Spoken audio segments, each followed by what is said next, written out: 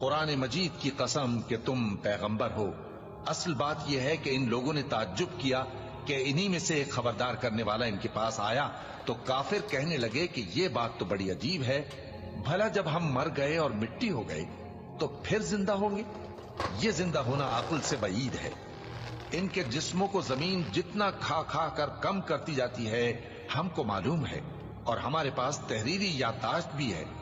बल्कि अजीब बात यह है कि जब इनके पास दीन हक आ पहुंचा तो इन्होंने उसको झूठ समझा। सो ये एक उलझी हुई बात में पड़े हैं। क्या इन्होंने अपने ऊपर आसमान की तरफ निगाह नहीं की कि हमने उसको कैसे बनाया और सजाया और इसमें कोई शिगाफ तक नहीं?